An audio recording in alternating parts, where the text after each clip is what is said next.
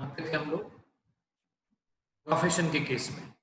तो जिस प्रोफेशन में आपका टर्नओवर 50 लाख से कम है तो आपको ऑडिट करवाने की जरूरत नहीं है।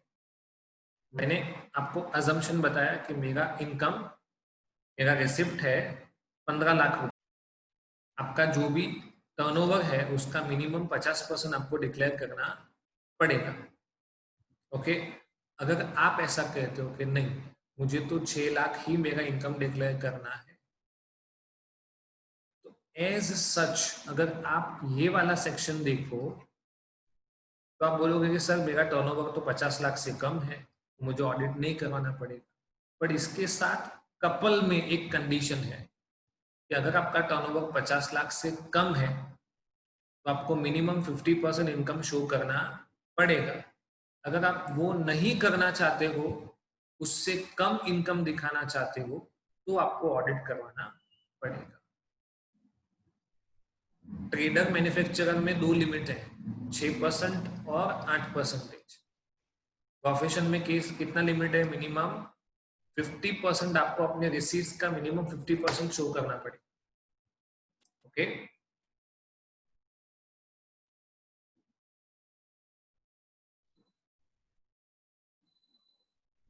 और ये वाला सेक्शन मैंने आपको ऑलरेडी पढ़ा दिया है।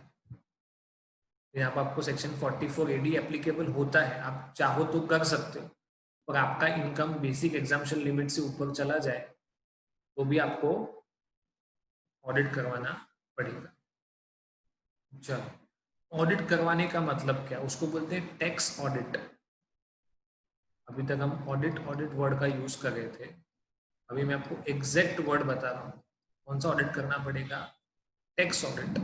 किसके पास से करवाना पड़ेगा? चार्टर्ड अकाउंटेंट के पास से। वो क्या करेगा? वो आपके बुक्स ऑफ अकाउंट चेक करेगा, उसको वेरीफाई करेगा क्या आपने सारे ट्रांजैक्शन रिकॉर्ड किए कि नहीं, ट्रांजैक्शन सही तरह से रिकॉर्ड किए कि नहीं, उसमें एप्लीकेबल जो भी लॉज है या प्रोविजंस है उसको आपने कंसिडर किया है या नहीं किया है। From the point of view of taxation, have you shown all the impacts और नॉट? अगर ये सब किया हुआ है और उनको लगता है कि आपके फाइनेंशियल स्टेटमेंट में कोई मटेरियल मिसस्टेटमेंट नहीं है, मिसस्टेटमेंट हो सकता है, पॉसिबल है कि ह्यूमन एरर हो सकता है, पर उसका इम्पैक्ट इतना ज्यादा भी नहीं है कि आपका पूरा फाइनेंशियल स्टेटमेंट गलत हो जाए। थोड़ा बहुत खर्चा कभी कभार लिखने का रह जाता है तो उसका कोई प्रॉब्लम नहीं है। अगर आप कुछ ट्रांजेक्शन मिस कर देते हो, आपका कोई इनकम रिकॉर्ड करना रह जाता है, एक्सपेंस रिकॉर्ड करना रह जाता है, बट उसका इम्पैक्ट मटेरियल नहीं है, सिग्निफिकेंट नहीं है, तो वो ऐसा कहेगा कि आपके books of account true and fair है। What he or she would say that your books of account reflect a true and fair view, prepared in all material respect and are free from material misstatement. इसमें कोई भी material misstatement मेरे हिसाब से, मेरे knowledge के हिसाब से, मेरे पास जो डॉक्यूमेंट है उसके हिसाब से मुझे नहीं लगता है कि इसमें मटेरियल मिसस्टेटमेंट है, ऐसा वो लिख के दे देगा। तो ऐसा वो कहाँ पे लिख के दे देगा? उसके लिए दो रिपोर्ट है, एक 3CA और दूसरा 3CB। जो कॉर्पोरेट असेसी होते हैं कंपनी, उनको 3CA वाला फॉर्म लगता है, अदर देन कॉर्पोरेट होंगे उनको 3CB लगेगा।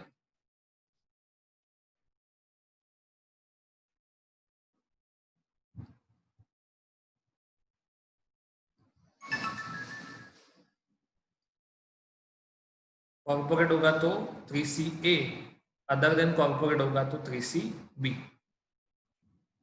जो कॉर्पोरेट असेसी है उसके लिए 3CA, other than corporate assessee है उसके लिए 3CB। इस ऑडिट रिपोर्ट में ऑडिटर ये लिख के देगा कि आपके financial statement free from material misstatement है या नहीं है। और तीसरा है 3CD, उसको कंटेंट फॉर्म कहा जाता है ना। इसमें एक पूरा लिस्ट होता है, जैसे आप लोग कोई भी है ना, समझो कि आपने स्कूल में एडमिशन फॉर्म भरा तो उसमें आपको बेसिक डिटेल्स डालनी पड़ती है, वैसा ये 3CD है, वो कंटेंट फॉर्म है। आपको एक लिस्ट दिया होगा कि आपको ये चीजें इस कॉलम में भरना है, तो वो डिटेल्स आपको सारा भर के देना है। This 3CD is common for both एसएससीज, जो कॉर्पोरेट एसएससीज हैं वो या अदर देन कॉर्पोरेट एसएससी, उनके लिए ये फॉर्म कॉमन है, ये तो दोनों को भरना पड़ेगा, बराबर। कॉर्पोरेट एसएससी के लिए रिपोर्ट कौन से फॉर्म में आएगा, 3CA, other than corporate SSC के लिए रिपोर्ट आएगा 3C। ओके, चलो अब बात करते हैं ऑडिट।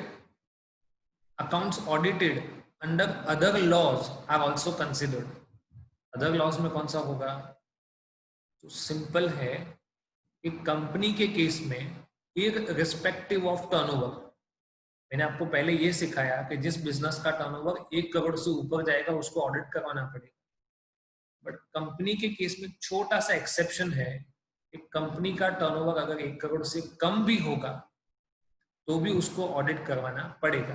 ये कहाँ लिखा हुआ है, तो बोलेंगे इनकम टैक्स लॉ में नहीं, ये लिखा हुआ है कंपनीज एक्ट 2013 में। इररिस्पेक्टिव ऑफ एनी टर्नओवर, आपका सर्विस कंसर्न है तो 50 लाख, ट्रेडिंग मैन्युफैक्चरिंग है तो 1 करोड़, पर वो लिमिट कंपनीज के केस में एप्लीकेबल नहीं होगा। कंपनीज को कंपलसरी कंपनीज एक्ट के अकॉर्डिंग ऑडिट तो करवाना पड़ेगा ही, उसको बोलेंगे कंपनी ऑडिट। क्या बोलेंगे, उसको टैक्स ऑडिट नहीं बोलते हैं, उसका वर्ड कौन सा है, कंपनी ऑडिट। ये भी मोर और लेस चार्टर्ड अकाउंटेंट ही करता है।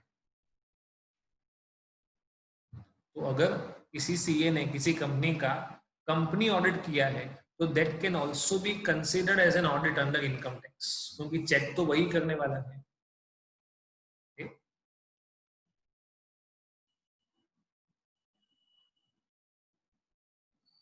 जो इंसान अपना इनकम प्रिजम्पटिव बेसिस पे डिक्लेयर कर देता है ना, कि मेरा टर्नओवर 10 लाख है, मुझे 50% के अकॉर्डिंग इनकम दिखाना है 5 लाख,